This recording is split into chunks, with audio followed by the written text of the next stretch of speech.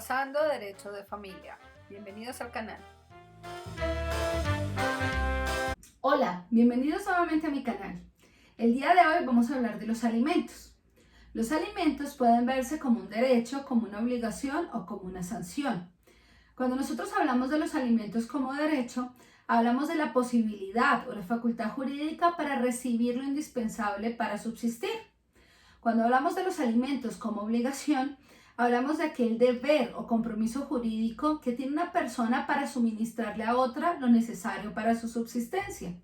Y cuando hacemos alusión a los alimentos como sanción, hablamos de la penalidad establecida por la ley por el incumplimiento de las obligaciones derivadas del matrimonio y que dieron lugar al divorcio o en la unión marital de hecho, como una forma solidaria de garantizar el sostenimiento del compañero o compañera permanente que requiere luego de la separación. Y hoy en día, en virtud de la sentencia SU 080 del año 2020, también se ve como una sanción por la violencia de género.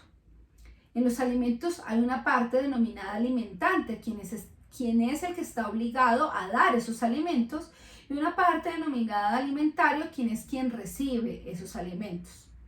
Nosotros vemos diferentes tipos de alimentos, los encontramos regulados en los artículos 411 y siguientes del Código Civil. Por un lado tenemos los alimentos necesarios, como aquellos indispensables para subsistir de forma modesta. Y por el otro, los alimentos congruos, que son los que se otorgan para que una persona viva conforme a la posición social a la que está acostumbrada. ¿Quiénes son titulares de los derechos de alimentos? Precisamente de los artículos 411 y siguientes del Código Civil encontramos esta regulación. Se deben alimentos en Colombia al cónyuge mientras subsista el vínculo matrimonial, a los descendientes legítimos de una persona, hijos, nietos, bisnietos, a los ascendientes legítimos, padres, abuelos y bisabuelos. El cónyuge culpable del divorcio le debe alimentos al cónyuge inocente. También en la unión marital de hecho, en virtud de esa solidaridad, cuando el compañero o compañera permanente no trabajó durante la unión y precisamente fue un acuerdo de la pareja. También se deben alimentos a los hijos adoptivos y a los padres adoptantes, a nuestros hermanos y a una persona que ha realizado una donación cuantiosa a otra. ¿Cuáles son los criterios más importantes para definir los alimentos? En primer lugar, la capacidad para suministrar los alimentos y en segundo lugar, la necesidad del alimentante. Siempre bajo la regla capacidad versus necesidad, es decir, yo debo identificar cuáles son las necesidades del alimentario, la persona que va a recibir alimentos, y debo mirar esas necesidades de conformidad con la capacidad del alimentante. Por ejemplo, pensemos que nosotros queremos que nuestro hijo estudie en el mejor colegio y la pensión del colegio tiene un costo de 2 millones de pesos mensuales, pero precisamente el alimentante solo devengue 2 millones de pesos como su salario. Entonces la necesidad o lo que quisiéramos tuviera ese hijo, pues no estaría en la misma vía que la capacidad del padre. Es decir, que deberán ajustarse los alimentos a la capacidad que tiene el padre para suministrarlos. Entonces, no hay un criterio unánime de cuánto debe ser el monto de los alimentos. Los alimentos son lo que el alimentario necesite, pero eso que el alimentario necesita siempre debe tener una relación directa con la capacidad que tiene el alimentante, por regla general los padres, para suministrar los alimentos a sus hijos. Casi siempre, cuando hablamos del derecho de alimentos, hablamos de los alimentos menores, de los menores de edad. Entonces, profundicemos en ello. Debe tenerse en cuenta que toda persona tiene derecho a recibir alimentos mientras que son menores de edad, es decir, menores de 18 años. Esto es un deber de solidaridad. Un hijo no decide venir al mundo, son los adultos los que deciden, por regla general los adultos, traer hijos al mundo. Entonces parte de su obligación es garantizar su subsistencia, al menos mientras son menores de edad. Cuando son mayores de edad también se pueden deber alimentos, pero ¿qué es lo que pasa? Allí se exige que esa persona que quiere recibir alimentos se encuentre estudiando una carrera técnica o profesional, cualquiera de ellas que le permita subsistir por sí solo y procurarse entonces por sí sola los alimentos. Los alimentos al mayor de edad se le otorgan máximo hasta los 25 años o cuando ha sido graduado de su carrera profesional o su carrera técnica, lo que ocurra primero. Es decir, que si yo a los 22 años termino mi carrera profesional de abogado, hasta ese momento mis padres estarían obligados a suministrarme alimentos, porque ya con la carrera de abogado yo puedo conseguir un trabajo que me permita subsistir. Es decir, que lo que primero ocurrió fue mi grado profesional, no cumplir los 25 años. Entonces es lo que ocurra primero. O bien cumplo primero los 25 años, o bien me gradúo primero de esa carrera técnica o profesional.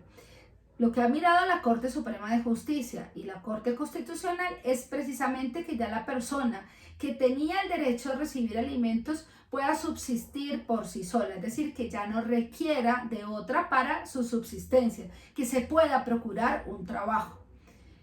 No se auspicia entonces la irresponsabilidad de no querer conseguir un trabajo. Si ya tiene las herramientas porque tiene unos estudios técnicos o profesionales, debe suministrarse por sí sola los alimentos. Nosotros encontramos en la Ley de Infancia y Adolescencia, específicamente en el artículo 24 del Código de Infancia y Adolescencia, la regulación sobre el derecho de los alimentos para los menores de edad.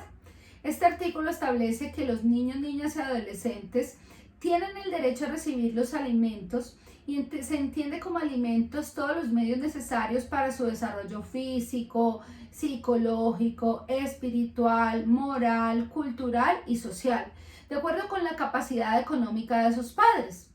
También tienen derecho a la asistencia médica, a la recreación, a la educación y en general, dice la norma, a todo lo necesario para el desarrollo integral de ese niño, niña o adolescente. Los alimentos también implican, de acuerdo con la Ley de Infancia y Adolescencia, la obligación de proporcionar alimentos a la madre gestante para que precisamente pueda dar a luz, es decir, que pueda dar vida a otra persona, para garantizar que durante el embarazo y el parto va a tener una cobertura y va a tener una adecuada asistencia. Establece la Ley de Infancia y Adolescencia que los defensores de familia pueden fijar alimentos provisionales. Esta facultad está contenida en el artículo 129 del Código de Infancia y Adolescencia. Los alimentos se establecen de acuerdo con la posición económica o condición económica que tenga el alimentante, sus costumbres, su patrimonio, la forma en que desarrolla su vida. No solo se ve el salario, porque es posible que sea un salario, por ejemplo, mínimo, pero que la persona tenga propiedades que le garanticen unos frutos y con ello digamos que no solo es su salario lo que le permite tener una mayor capacidad, sino por ejemplo propiedades que le rendan un arrendamiento y que dan una capacidad mensual mayor a la del salario mínimo. Ahora bien, si no sabemos cuánto es lo que devenga una persona, la Ley de Infancia y Adolescencia estableció que se toma como mínimo el salario mínimo legal mensual vigente, valga la redundancia.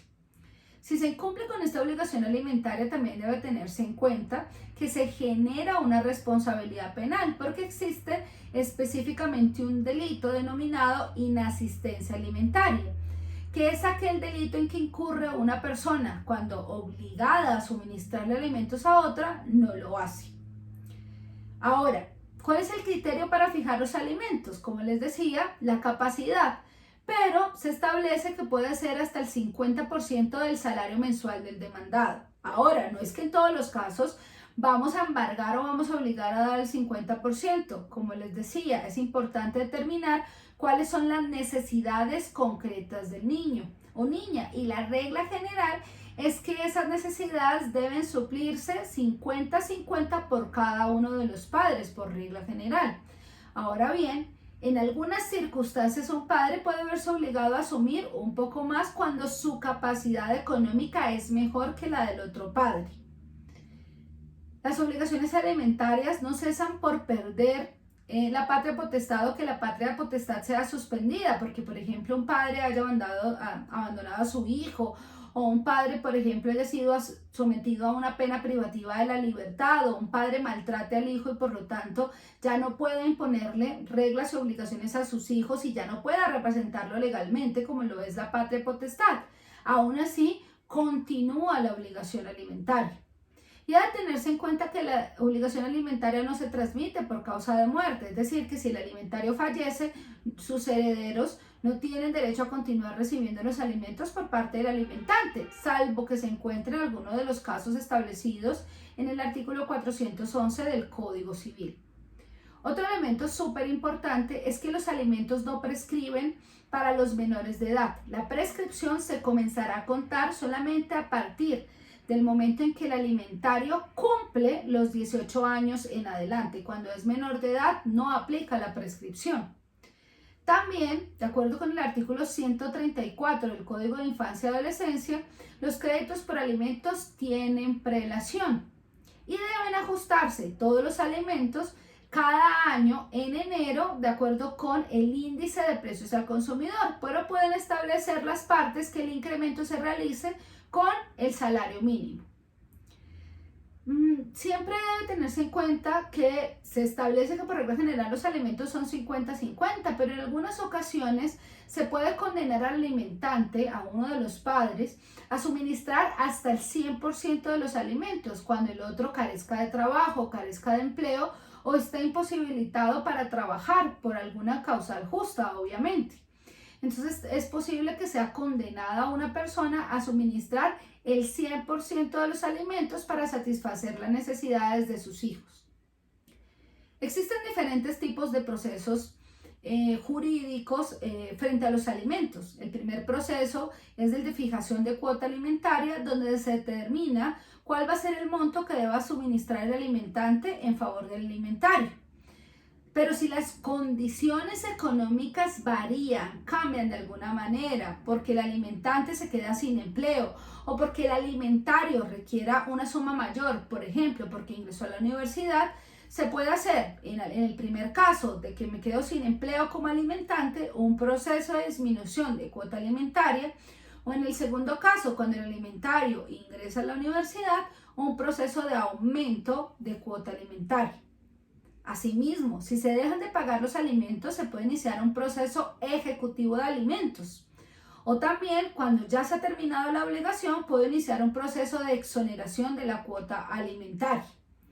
Es importante determinar que si hay un incumplimiento y debo acudir a un proceso ejecutivo de alimentos, se generan intereses civiles que, de conformidad con el artículo 16-17 del Código Civil, se establece que los intereses de las obligaciones civiles son un 6% anual, es decir, un 0.5% mensual. También se pueden embargar bienes, se puede embargar el salario y, como les dije, ese crédito tiene una prelación, pero asimismo se puede, configurar el delito de inasistencia alimentaria. Espero que brevemente, con esto que hemos conversado el día de hoy, comprendamos un poco más sobre los alimentos como derecho, como obligación y como sanción. Bueno, espero que les haya gustado el video del día de hoy. Por favor, manito arriba si les gustó. Envíenme sus preguntas, déjenme sus comentarios y suscríbanse a mi canal. Hasta pronto.